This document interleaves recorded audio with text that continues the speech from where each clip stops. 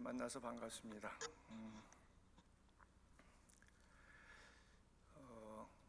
여러분들 지금 나눠드린 책이 있는데 제가 우리 교단의 평생교육이라고 해서 목사님들, 선교사님들 훈련하는 게 있는데, 제가 선교사로 있다 보니까 뭐 필리핀, 영국 이런 지역에서 그 지역에 사역하는 분들, 이렇게 사역자들 한 20-30명 모이면 제가 강의하는 게 아니라 스펄전 목사님을 모시고 와서 강의를 하거든요. 근데 오늘도 제가 스펄전 목사님을 모시고 왔어요. 여러분들에게 책 한 권씩 작은 선물로 했는데, 이 강의를 다 할 수는 없고, 이거는 스펄전 목사님이 17살 때 목회를 시작했어요. 여러분 몇 살인지 그냥 대답 안 하셔도 돼요. 그래서 2년 만에 자기가 목회하는 교회에, 동네에 모든 사람이 다 예수를 믿습니다. 대단하죠. 그리고 17년을 더 목회하니까 34살 때 이 책을 만들었어요. 왜냐하면 매주 금요일마다 오후에 모아놓고 신학생들, 다음 세대 목회자 양육을 했는데, 저처럼 이렇게 뭐 한갑이 넘은 나이 많은 사람들이 와서 한 게 아니라 34살짜리 목사가 17년 목회했는데, 글쎄 뭐 사람이 좀 모이긴 했죠. 15,000명까지 모였으니까. 그래, 우리 예성에 15,000명 모이는 교회 목회하시는 분 계시는지 모르겠고, 개척한 지 2년 만에 자기네 동네 사람들 다 교회에 나오게 예수 믿게 한 사람이 있는지 모르겠어요. 그런 목사님한테 강의를 들어야 되지 않겠어요? 그래서 근데 제가 이제 주제에 맞춰야 되니까, 뭐 교회 또 목회 또 저는 선교니까 이분의 강의 가운데 한 구절만 제가 인용할게요. 여러분들 페이지에 109페이지를 한번 펼쳐보세요. 109페이지를 펼치시면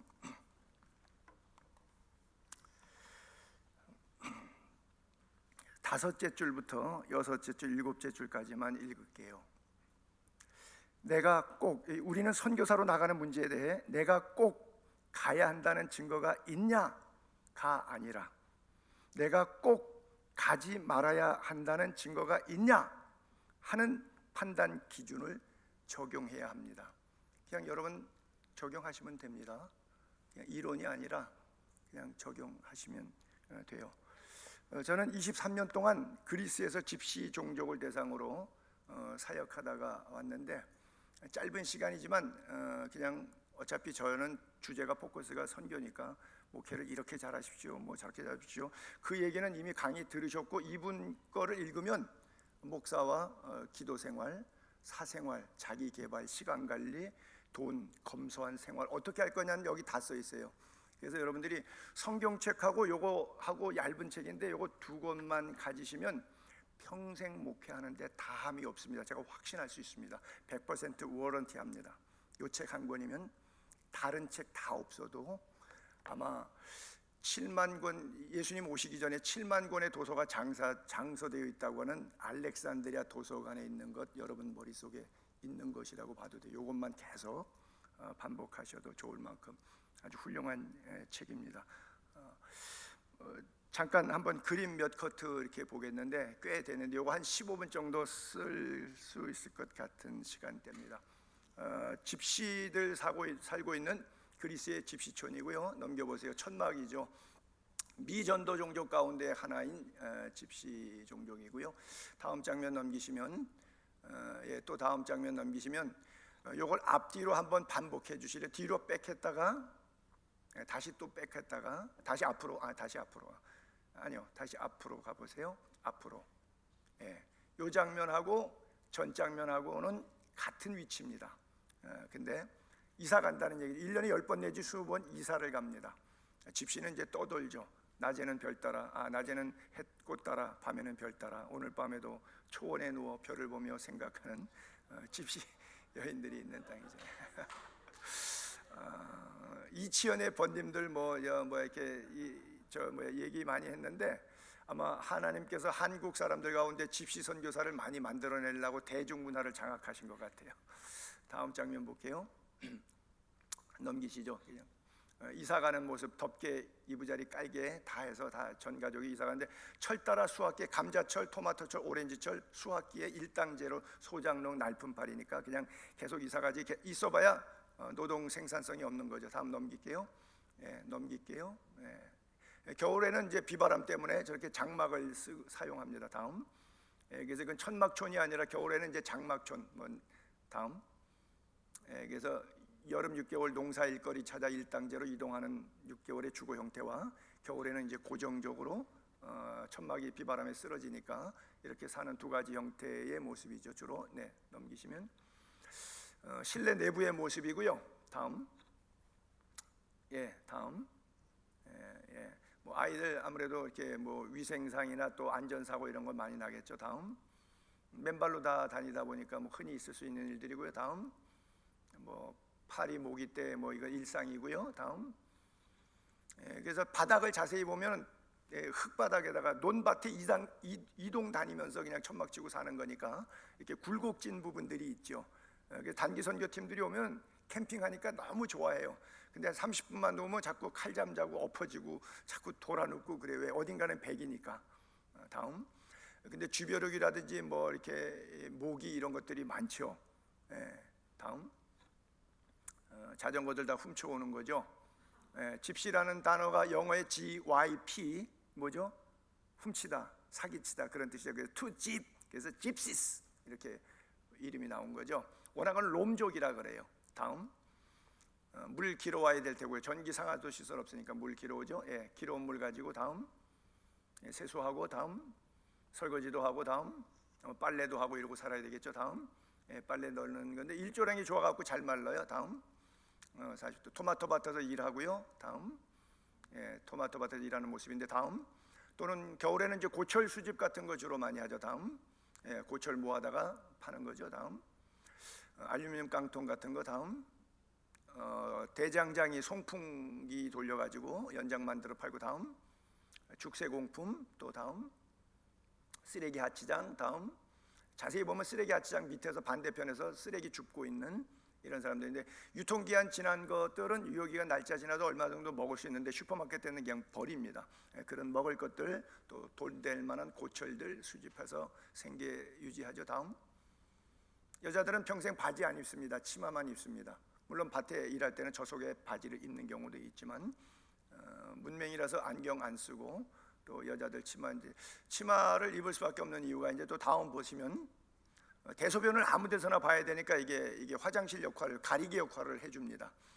아무데나 들녘에 터진 데가 있는 그러니까 까만 거는 똥이고 하얀 거는 돌인데 또 보면 이제 이 들녘에서 여름에 이동하면서 할 때는 휴지를 없으니까 그냥 돌을 주워서 닦습니다. 그래서 그 돌 가지고 닦고 돌이 없으면 손으로 닦고 손으로. 근데 지금도 인도 가면 늘 그러죠. 그래서 왼손으로 물건을 주질 않죠. 왜냐하면 화장실용이기 때문에 꼭 물건 전달할 때는 사람에게 오른손만 사용하죠. 다음.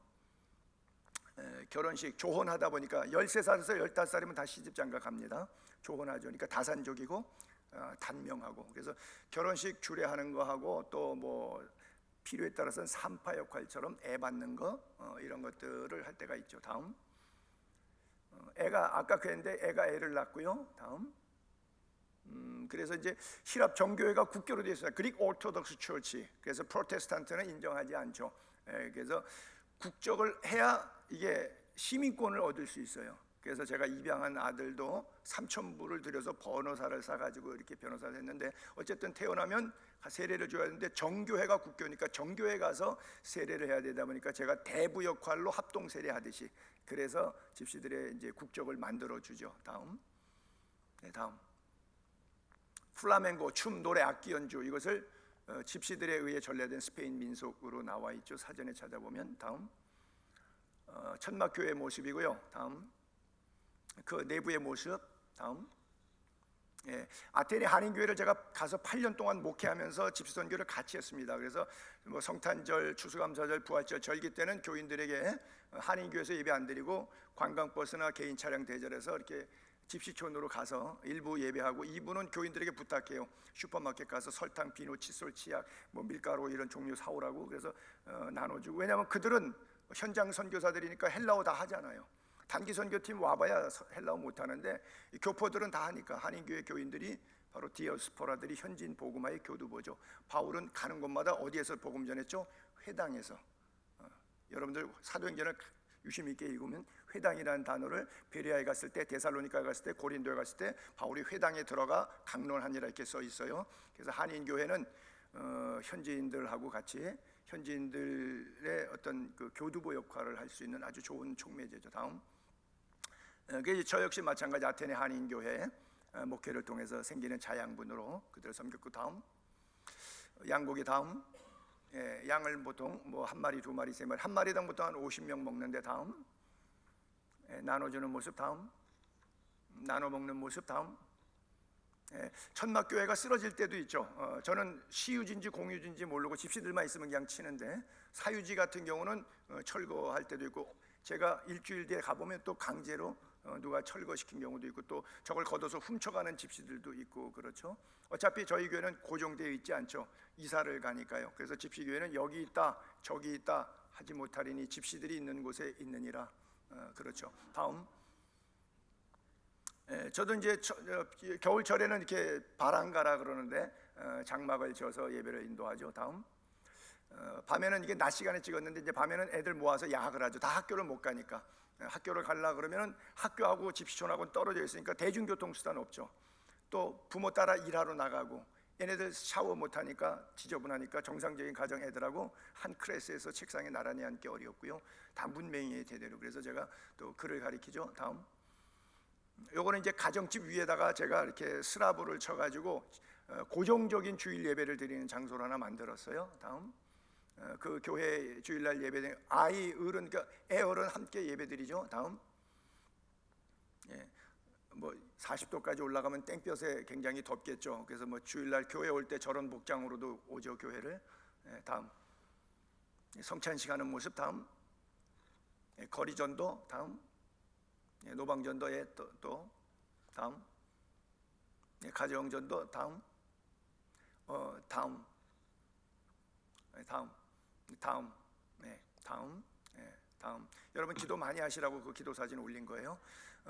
선교의 프로젝트는 두 가지입니다. 하나는 처치 플랜팅, 교회를 세워야 돼요. 학교 세우고 병원 세워도 10년 더 살다가 죽게 하고, 글 모르는 사람 글 알게 하고 죽게 하고, 둘 다 지옥 가면은 여러분들이 학교 해봐야 병원 해봐야 아무 소용없어요. 좀 극단적인 표현이죠. 그거 소용없다 그러면 그분들이 기분 나빠하겠지만 다 소용없어요. 결국은 우리가 할 수 있는 것은 휴맨 사역이 아니라, 적십자사 사역이 아니라 예수 믿고 구원 받으라고 하는 거니까.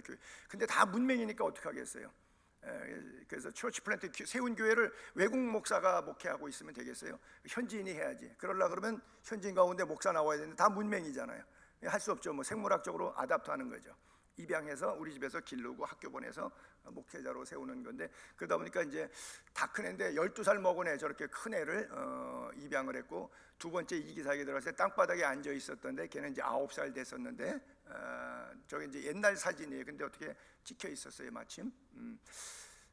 다음 넘겨볼게요. 그래서 쟤를 입양해 와가지고 옷 사 입히고, 다음, 그래서 책상 저하고 둘이 마주 앉아가지고 맞은편 책상에서 서로 감독하면서 알파, 베타, 감마, 델타 헬라어 그거를 가리키는 거죠. 중학교 갈 나이인데 초등학교 교육시키는 거죠. 다음, 그래서 그릭 바이블 인스티튜트, 에테리아 비블리콘 스푸돈이라고 헬라어 써 있죠. 여러분 다 헬라어 읽으시니까. 그래서 거기에 갑자기 왜 웃음? 이 쓰는 웃음 왜 헬라어 못 읽으세요? 헬라어 못 읽으시면 목사 안수 안 주는데. 그래서 저기 애를 가리켜서 신학교에 가리는데, 저기 17명 정도 3년 과정 클래스인데 저희가 거기에서 설교학을 강의했었습니다. 다음, 그래서 설교할 때 직접 아들을 데리고 가죠. 그래서 본문은 내가 읽어놓고 설교는 우리 아들이 시켜요. 물론 나를 빤히 쳐다보죠. 왜 본문은 지가 읽었는데 설교는 나보고 하라고. 그러면 제가 해봐야 얼마나 잘하겠어요. 못하면 얼마나 죽쓰겠어요. 괜찮잖아요. 지가 읽은 본문 내에서 표현할 수 있는 범위 내에서 프랙티스 하는 거죠. 그래야 복음에 대한 담대함, 증거에 대한 담대함이 자꾸 생기니까. 다음, 제가 직접 결혼시켰고요, 아테네 한인교회에서. 다음, 애를 둘을 낳죠. 다음, 넷을 낳군요, 참아. 다음 계속 넘어요. 7명 낳고 걔가 손자까지 낳습니다. 제가 증손자까지 있어요. 다음, 이건 제가 시퍼렇게 젊었을 때 처음에 26살에 제가 선교지로 갔는데 1년 뒤에 한국 와서 결혼해서 첫 번째 딸을 낳았을 때 찍은 사진이니까 이 사진하고 다음 이 사진하고는 30년의 세월이 있는데, 지금은 제가 한국에 와서 예수의 교회 개척해서 목회를 금년 4월 말이면 이제 10주년 되는데, 우리 교회 전사님, 저 맨 뒤에 앉아 계신 이열 전사님이 우리 교회 전사님이지 5년 차 저희 교회에서 심호하고 계신데, 그래서 1년에 한 번씩 가는데 이번 2월 달도 가야 되는데 10년 차에 이번 해만 지금 못 가고 있어요. 다음 달에 가야 되는데, 갔다가 2월에 가서 보통 3월에 오고 그러는데, 그래서 단기 선교팀처럼 우리 전사님 따라가셔가지고 같이 찬양에 저분이 기름 부으심이 있기 때문에 아이들 모아놓고 노방전도 이 동네 저 동네 다닐 때 찬양했던 그런 모습이고요. 다음, 찬양하는 모습. 다음. 또 글 없는 책 같은 거, 문맹이 다니까 글 없는 책 같은 거 전도가 아주 효과가 좋죠. 다음. 아무 데서나 그냥 만나는 대로 마을마다 들어가는, 예수님께서 제자들 보냈잖아요. 어느 마을인데 들어가던데 그냥 복음 전하라고. 그래서 아무 데나 자고 아무 데서나 복음 전하고, 모이면 사람 그냥 모아서 빵 나눠주면서 또 예배하고. 다음. 그 가운데 이제 어떤 때는 이제 현지인들을 또 데리고 다닐 때도 있어요. 그래서 내가 설교하지 않고 개로 하여금 설교하게 해요. 그러면 청중의 어떤 그 집중도가 훨씬 좋죠. 내가 외국 사람이 버벅대는 것보다 동족 가운데 사는 집시가 이야기하면 뭔 소린가 해서 더 어텐션 되죠. 다음. 그래서 저는 이제 가게 되면 보통 용달차가 아니라 그 뭐죠, 밴, 9인승 밴 이런 거 빌려갖고 아는 친구들 형제들 실어갖고 사역하고 다니는데, 같이 따라 나서겠다고 하는 사람들이 더러 있어요. 그럼 용달차 한 대, 두 대 같이 이렇게 해서 한 20여 명씩 돌아다니면서 순회 사역하는 겁니다. 초창기 때 언도주 선교사 와가지고 순회 사역 조선반도 돌듯이. 다음. 그러다 보면 이제 우리 뭐 다 같이 20, 30명이 여관에 가서 잘 수 있어요. 그 돈을 누가 감당해요? 우리 예수의 교인들이 헌금을 목숨 걸고 많이 하긴 하지만, 그렇다고 뭐 다 호텔비 될 정도는 아니에요. 그럼 길바닥에서 자는 거죠. 다음 장면 볼까요? 다시 뒤로 백 해볼게요. 다음 넘겨볼게요. 앞으로. 똑같은 장소죠. 자고 아침이니까 일어나서 다시 또 그 다음 지역으로 나가는 거죠. 다음. 요거는 이제 집시들 가운데 저로 안정된 사람들이 상가 얻어서 교회 개척한 것처럼 집시 교회를 만드는, 제가 갈 때마다 한 이틀 내지 3일씩 이제 부흥회를 합니다. 한 20명 정도 이렇게 모입니다. 다음. 이거는 이제 조금 잘 사는 집시라고 볼 수가 있죠. 나름대로 좀 안정적인 집시들. 그러니까 장사해서 이익을 본 집시들이 더러 있어요. 한 5%, 95%는 다 좀 이렇게 어렵게 살지만은 한 5%는 괜찮게 사는 집시들이 있어요. 다음. 집시 교회 목사가 없어요. 저들이 지도자예요. 저들이 이제 헌금해서 렌트비 내고 나눠서 내고 교회 어떻게 할 거냐 결정하고 찬양 인도하고 그래요. 다음. 집시들은 제가 조영기 목사인 줄 알아요. 다음. 다음. 왜 기도 장면을 계속 보여주냐면, 여러분 기도 외에는 이런 유가 나갈 수 없느니라. 여러분 목회에 기도에 목숨 거세요. 그냥 기도하세요. 교인들 목회해봐도요, 제일 좋아할 때가 뭐 맛있는 거 사줄 때가 아니에요. 재밌는 이야기할 때도 아니에요. 기도해주면 좋아해요. 다음. 저 할머니는 임종 직전에 저러고 나서 이제 임종하셨는데, 다음. 오케이, 마지막 장면인데 그냥 다음 그냥 쭉 몇 개 커트는 그냥 같이 연결해서 그냥 볼게요. 이거 하고는 끝났고 다음 장면 그냥 이어볼게요. 이게 무슨 얘기하고 싶었냐면, 이게 베들레헴 예수 탄생석이죠. 태어났다고 하는 마국간에 이렇게 히랍정 교회가 그리스천 교회에서 이렇게 잘 만들어놨죠. 이 돌, 다음 돌, 겟셋만의 동산이죠. 올레이션 처치라고 예루살렘 그 스데반문 앞에 교회 하나 있죠. 그 교회 강단 옆부분에 있는 자연석 돌입니다. 그 위에다가 겟셋만에다가 교회 예배당을 졌으니까요. 아마 이스라엘 갔다 오신 분 저 돌, 다음 돌, 십자가에서 돌아가신 다음에 이렇게 내렸죠. 골고다. 그러니까 지금 겟셋마다 돌하고 골고다 돌하고 베들레헴의 탄생 돌하고 세 개의 반석을 보신 거예요. 예수님이 자신을 반석이라고 이렇게 표현했는데 세 개의 돌을 여러분들에게 보였는데 저거 다 가짜입니다. 저는 개인적으로 그렇게 생각해요. 뭐 믿으셔도 좋아요. 그거는 상관없어요. 여러분들은 여러분들의 생각대로 사셔야 되는 거니까. 근데 어쨌든 저 돌이 갖는 의미는 뭐냐? 여러분들이 반석 대신 예수 그리스도가 삶의 시작부터 끝까지 중심이셔야 됩니다. 여러분 안에 이 돌이 갖는 의미의 세 가지가 가슴속에, 여러분이 이제 이미 태어나셨으니까 사는 동안에 여러분들은 지금 현재 진행형은 겟셋만의 돌 위에 머무르셔야 돼요. 그리고 마지막 장렬하게 순교하실 생각으로 이 자리에 가야 돼. 이게 직업 하나로 가다 보니까 대박 나서 교회만 조금 커지면 아파트도 좀 넓은 평수, 자동차도 100이랑 넓은 거 탈 수 있겠다는 생각을 혹시라도 조금이라도 가졌다면 여러분은 이 자리에 앉아 있기에 합당하지 않습니다. 하나님은 여러분들을 죽이시려고, 순교시키려고 이 자리에 부르셨다, 그렇게 믿게 되기를 꼭 바랍니다. 십자가로 가까이 이끌림 받지 아니하면 이 자리가 여러분에게는 아무 의미가 없어요. 선교의 영이라고 하는 것은 뭐죠? 선교의 총사령관 되시는 예수님이 이 땅에 오신 거죠. 네, 그렇죠. 하나님이 예수님을 선교사로 파송해 주신 거죠. 네, 그렇죠. 그리고 영으로 오신 선교의 영, 선교는 선교의 영이잖아요. 성령께서는 모든 민족이 복음 전하고. 왜 예수님이 이렇게 늦게 와요? 예수님이 뭐라 그래요? 베드로가 뭐라 그랬어요? 더디다고 한 것이 더딘 게 아니라 한 영혼이라도 회개하고 예수 믿고 천국 가게 하기 위해서 주의 재림이 더디다 그러지 않습니까? 그냥 이왕 본 김에 그냥 다음 사진 쭉쭉 넘어가 볼게요. 그래서 여러분들 이렇게 죽으시라고 여러분들의 죽음의 장면들을 미리 예상해서, 그리스의 최대 아름다운 것이 메테오라라고 하는 수도원인데, 수도원의 본당 내부에 비잔틴 벽화 그림이거든요. 자, 적어도 이런 걸 볼 때 저러고 싶다, 정말 주님을 위해서 베드로가 나는 온전히 죽는 것보다 거꾸로 죽고 싶다고 할 이런 마음이 여러분들한테 생길 때 비로소 전도사로서의 자격이 있고 실제 실행했을 때 목사로서의 자격이 있는 거예요. 다음.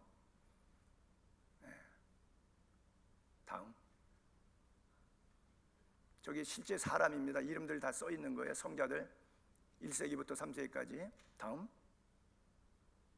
여러분 좋아하죠? 삼겹살 로스구이. 우리가 주님을 위해서, 여러분 삼겹살이 맛있게 로스구이가 맛있죠? 그 돼지가 고마워요, 안 고마워요? 고맙죠? 우리가 주님 앞에 삼겹살이 됩시다. 주님 고마워할 거예요. 우습죠? 근데 이것이 진실로 영적인 해석이 좀 됐으면 좋겠어요. 여러분 안에 이 말장난이 여러분의 삶에 비수와 같이 꽂혔으면 좋겠어요. 다음. 기름을 짜죠. 다음.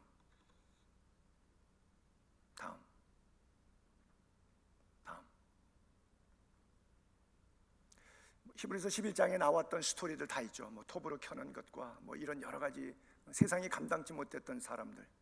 여러분들은 왜 목사가 되고 싶어요? 세상이 감당하고도 남는, 세상에 빠져 사는 그런 사람입니까? 아니면 세상이 감당할 수 없는 하나님 위로부터 부름받은 자로서의 그 소명의 길을 위해서 이 그림처럼 장렬하게 살고 싶은 사람입니까? 다음. 여기는 스토리가 있는데 좀 긴데 짧게 얘기하면 40명이 순교하게 됐는데 그 찬물 바닷물 속에 빠뜨려 가지고, 근데 한 사람이 도저히 감당을 못하는 로마 마르셀리오라고 하는 군대 장관이 지금이라도 부인하면 여기 따뜻한 자쿠지 있다, 더운 물로 와라. 그랬더니 한 사람이 도망가는 거예요. 더운 물로 도망가. 그랬더니 그림 사진 올려놔 보세요. 위에 면류관 그림 사진들이 쭉 이렇게 자세히 보면 이렇게 보이는데 면류관들이 다 있어요. 이 코로나입니다. 이게 코로나예요. 코로나란 뜻이 면류관이란 뜻입니다.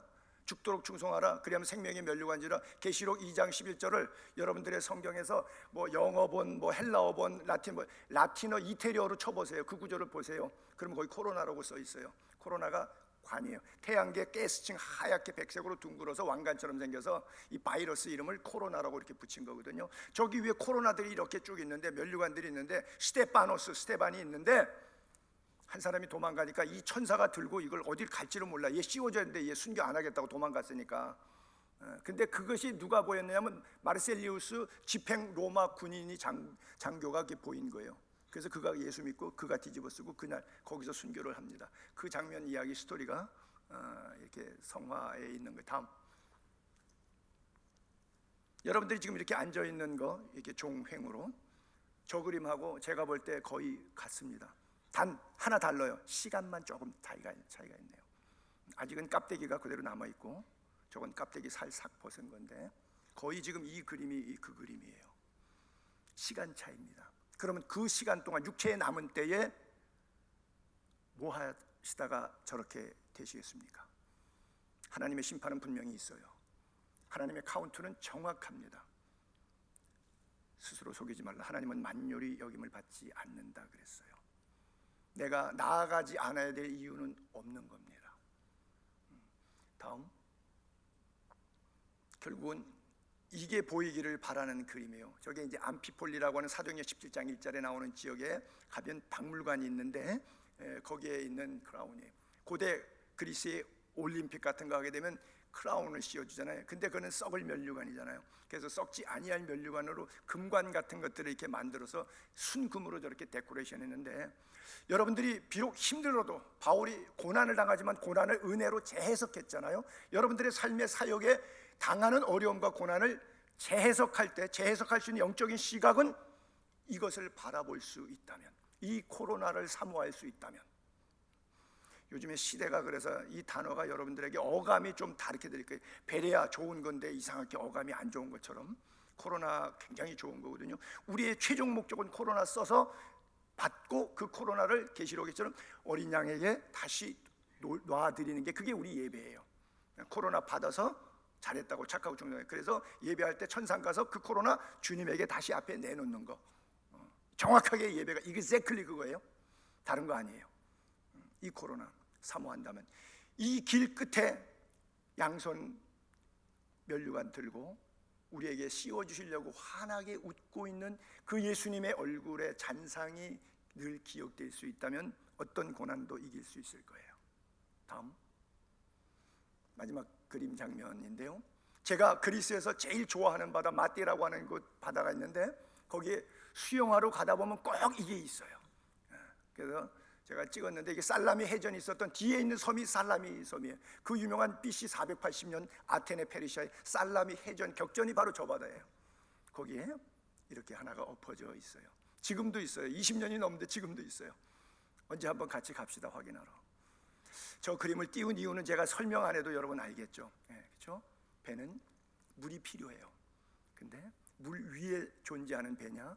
그 배 안에 세상이 침투해 들어왔느냐?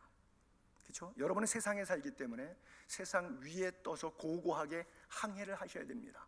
근데 세상이 추악함과 더러움이 기업화된 목사, 귀족화된 목사, 세속화, 물질화된 목사, 만몬신을 섬기면서 하나님이 얘기하는 짝퉁 가짜 목사, 무당 같은 목사, 이게 이미 안에 들어와 있는 사람들 있어요. 여러분 가운데도 분명히 있다고 저는 확신합니다. 그 사람은 오늘 회개하세요. 3일 동안 이후로 금식하셔도 좋습니다. 이 문제 벗지 않으면 여러분 목사 돼서 뭐 하려고요? 아무 의미 없어요.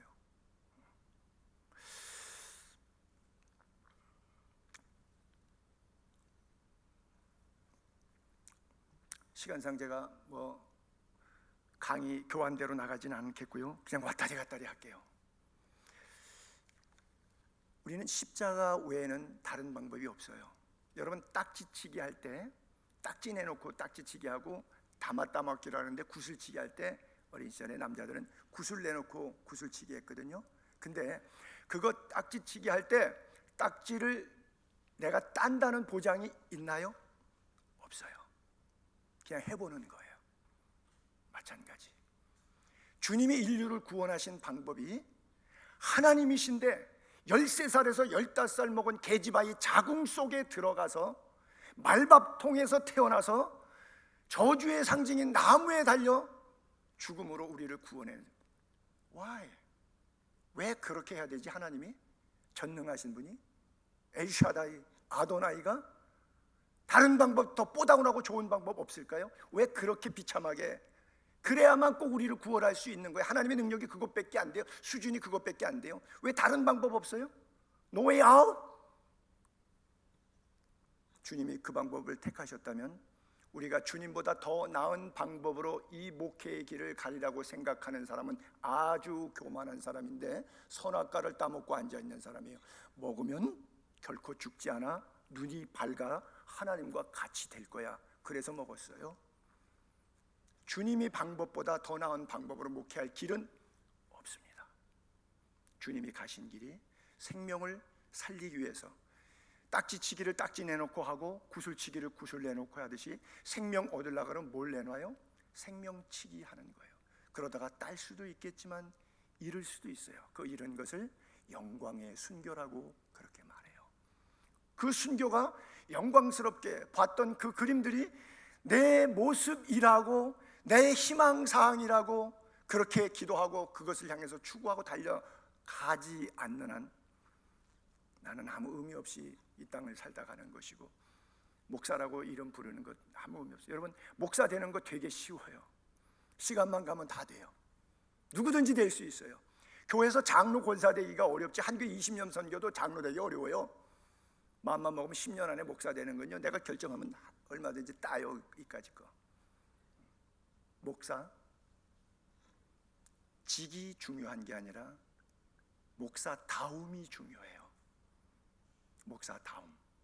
여러분, 아론도 하나님의 종, 모세도 하나님의 종이에요. 모세는 십계명 사건 때문에 하나님께서 진노하실 때 이 백성을 용서해 주시 아니하시면 내 이름 생명책에서 지워달래요.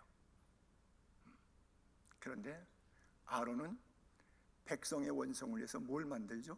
금송아지를 새겨서 만든 장본인이에요.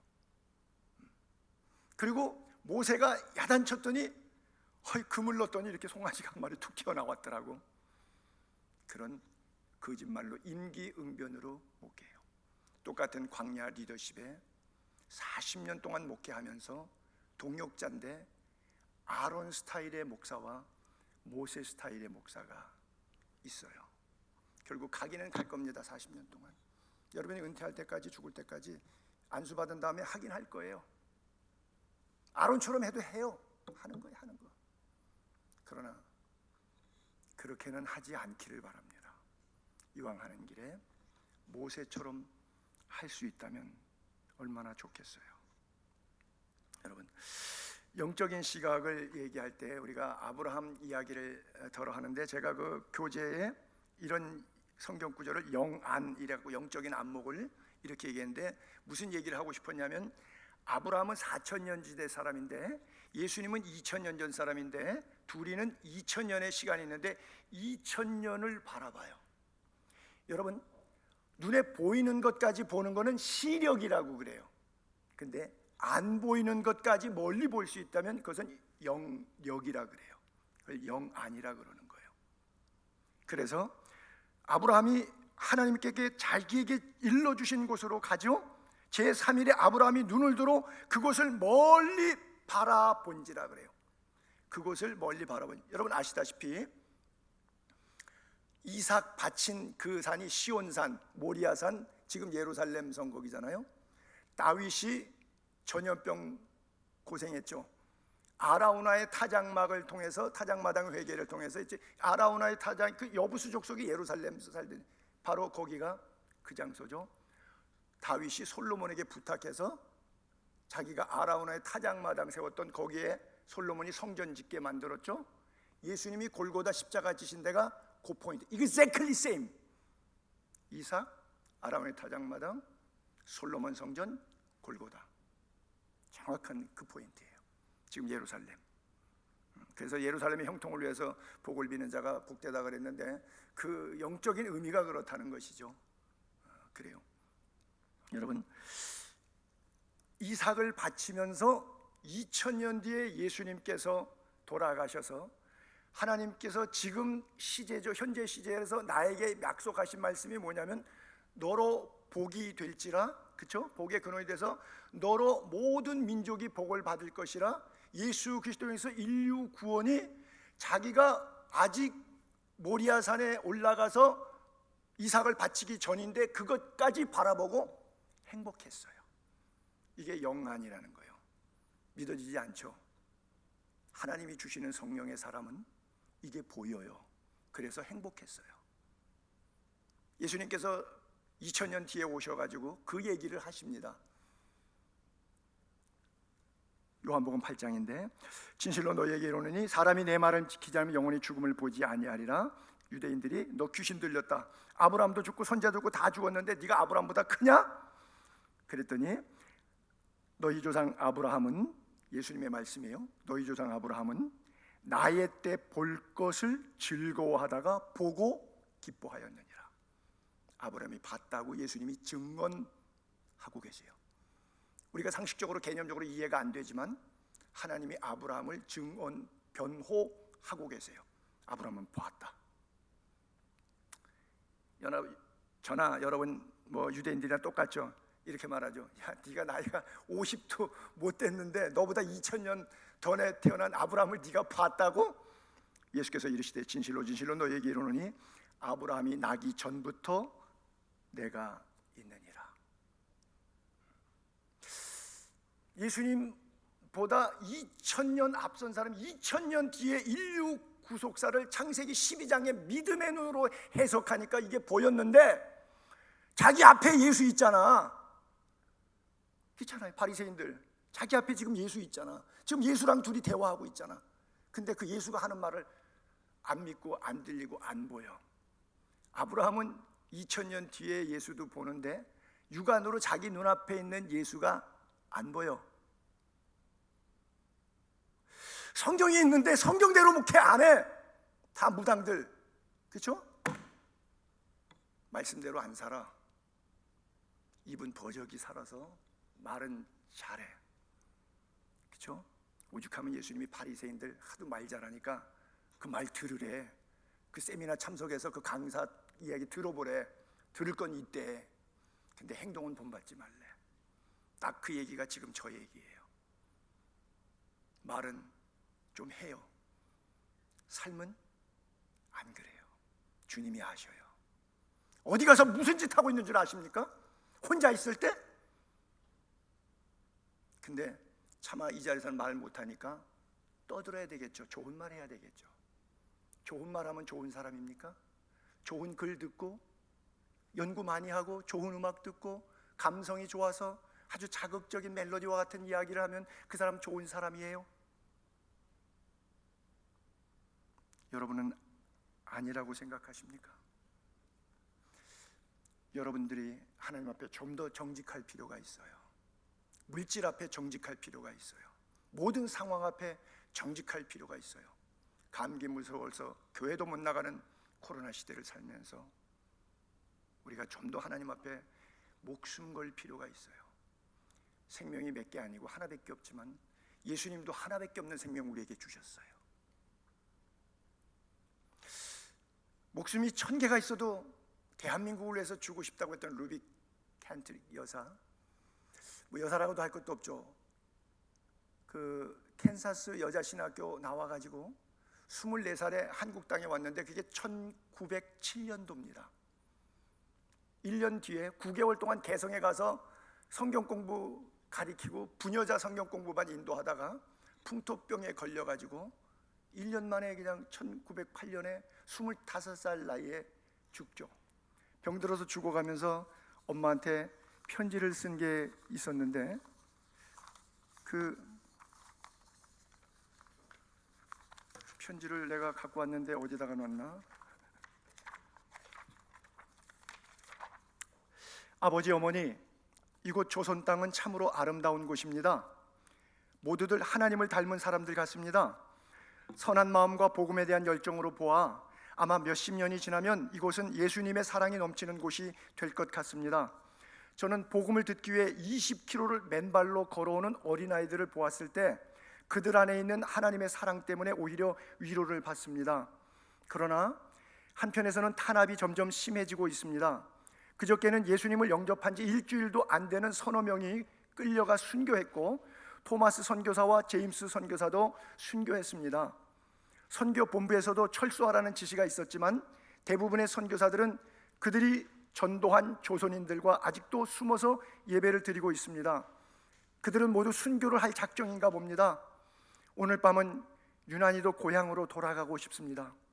외국인을 죽이고 기독교를 증오한다는 소문 때문에 부두에서 저를 끝까지 말리셨던 어머니의 얼굴이 자꾸 제 눈앞에 어립니다. 아버지 어머니, 어쩌면 이 편지가 마지막일 수도 있습니다. 제가 이곳에 오기 전 뒤뜰에 심었던 한 알의 씨앗으로 이제 내년이면 온 동네가 꽃으로 가득하겠지요. 그리고 또 다른 씨앗들을 만들어내겠지요. 저는 이곳에서 작은 씨앗이 되기로 결심했습니다. 제가 씨앗이 되어 이 땅에 묻히게 되었을 때 아마 하나님의 시간이 되면 조선 땅에는 많은 꽃들이 피고 그들도 여러 나라에서 씨앗이 될 것입니다. 저는 이 땅에 저의 심장을 묻겠습니다. 만일 나에게 1000개의 생명이 있다면 그것을 모두 조선에 주겠습니다.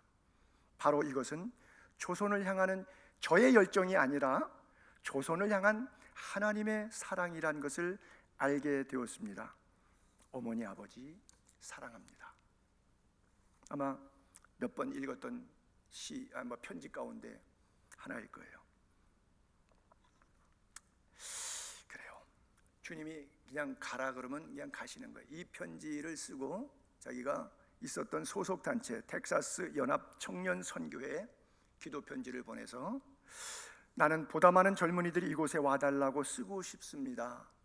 그리고 이 구절을 또 똑같은 얘기를 나는 목숨이 1000개 있다도 이 조선에 다 묻을 겁니다. 이 편지를 또 썼어요. 그 편지를 받고 조선 땅에 들어온 선교사가 당시에 20명이 들어왔어요. 여러분 지금까지 양화진 가보신 분들 계시겠지만 거기에 다 묻혀 있지 않지만 1445년 4월 5일 부활절 언더우드 아펜젤러 선교사 이후에 얼마나 많은 선교사가 들어왔었냐? 2200명의 선교사가 한국 땅에 뼈를 묻거나 물론 귀국하신 분들도 있는데 와서 구한말 시대 때 사역을 했어요. 뭐 아시다시피 언더우드는 4세까지 한국 땅에 사역하고 있고 그 후세대들은 지금도 이 땅에서 연세대학에서 사역하고 있는 사람들도 있죠. 왜 이게 가능하지요? 누구는 되고 누구는 안 된다 그러면 그 이유는 무엇일까요? 여러분, 스데반은 하나님 나라 이야기를 하다가 돌에 맞아 죽습니다. 주옥 같은 설교, 내용도 좋았는데 사울로 하여금 때려 죽이게 했던 결정적인 이유가 뭐냐면 이 친구가 이런 말을 해요. 하늘이 열리고 인자가 하나님 우편에 서신 것을 본다. 이 얘기를 들을 때 사울은 경악했습니다. 유대인 중에 유대인인데 히브리인 중에 히브리인인데 율법으로는 흠이 없는 사람인데 왕족인 베냐민 지파의 종족을 가말리엘 문화에서 공부한 나도 하늘이 열려서 하나님 보지 못했는데 이 괴뢰 나사렛 이단 믿는 스데반 네가 당장 죽여라. 사형원도 선포했습니다. 옷 딱 맞고 사형 집행관이었습니다. 그가 다메섹에서 주의 음성 듣고 깨진 다음에 3년 동안 아라비아 광야에 들어가서 하나님의 직통계시 신학 훈련하고 그 아라비아 3년은 무슨 3년이냐? 여러분들이 MDB 3년하고 이그제클리 세임이에요. 두란노에서 바울이 겸손과 눈물로 3년 동안 너희를 가리키고 훈계했다 그랬는데 그 3년도 MDB 3년이에요. 아마 MDB 3년 정한 게 그래서 그런 건가요? Just kidding. 근데 나중에 14년 동안 다소에 가서 낙향해서 그를 불러다가 바나바가 선교사로 같이 사역을 하면서 고린도후서 12장에 보니까 어느 날 입신 체험을 해요. 내가 몸 안에서 본 건지 몸 밖에서 본 건지 잘 모르지만 분명한 것은 셋째 하늘에 올라가서 내가 주님을 봤다는 거예요. 여러분 저는 그렇게 생각을 해봐요. 그날 밤 깨고 나서 사도 바울은 일생 살면서 그날보다 더 많이 울어본 날은 없을 것 같아요. 그건 제 생각이에요. 그냥 손영삼 목사의 주석에 그렇게 써 있어요. 왜? 17년 전에 스데반이 이 이야기 했구나. 자기가 셋째 하늘에 올라서 주의 음성 듣고 하나님 나라를 목격하니까 못 봤기 때문에 자기가 돌로 쳐서 죽였는데 이 어리석은 나 스데반은 이거를 먼저 봤구나. 그래서 사도 바울은 다른 사도들이나 주의 종들이 업앤다운이 많이 있는데 시험 들어가지고 사도 바울은 한 번도 업앤다운 한 적이 없죠. 그냥 keep going 합니다. 어디까지? 순교에 하나님 나라 갈 때까지 그냥 가요. 그 이유가 있어요. 그건 제 해석입니다만은 이유가 뭐냐? 화날 때마다 누구한테 비난의 이야기를 들을 때마다 감정적으로 성경이 해석되지 않아서 내 인생에 힘든 환난의 역경을 겪을 때마다 머릿속에 늘 기도하면서 스스로 기억한 것이 있었어요. 나는 스데반을 때려 죽인 놈이야. 나는 스데반을 때려 죽인 놈이야. 이렇게 사악한 나도 하나님이 쓰시는데, 스데반을 죽인 나도 하나님이 쓰시는데, 내가 그들이 나를 비난하고 그들이 나에게 돌 던져봐야 내가 스데반을 죽인 것보다는 약하다라고 생각하니까 그 어떤 고난, 역경, 환난도 그를 힘들게 하지 않았어요. 그래서 너희가 복음과 함께 고난을 받으라. 고난 당한 것이 얼마나 유익된 것인지, 고난 속에 살아계신 하나님의 역사가 얼마나 귀한 것인지.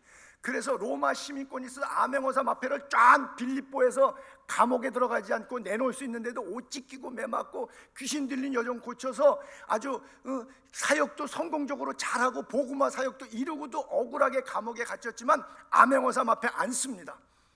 왜? 간수까지 구원해야 되니까.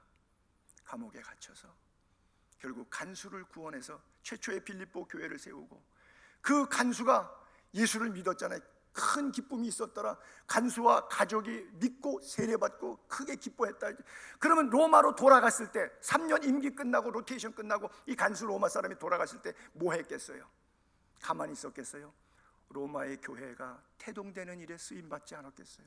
그의 가정에서부터 그의 가족 식구들, 일가 친척들, 친구 모아다가 살아계신 하나님에 대한 이야기 하지 않겠어요? 선교가 뭐예요? 예배가 없는 곳에 예배가 있게 하는 행위가 선교예요. 그가 귀국해서 예배가 없는 곳에, 하나님 모르는 곳에 하나님 예수 그리스도의 십자가의 구속사를 이야기 안 했겠어요? 그게 예배예요. 그게 선교예요. 그 살아있는 영이 여러분 가슴 속에도 있기를 바랍니다.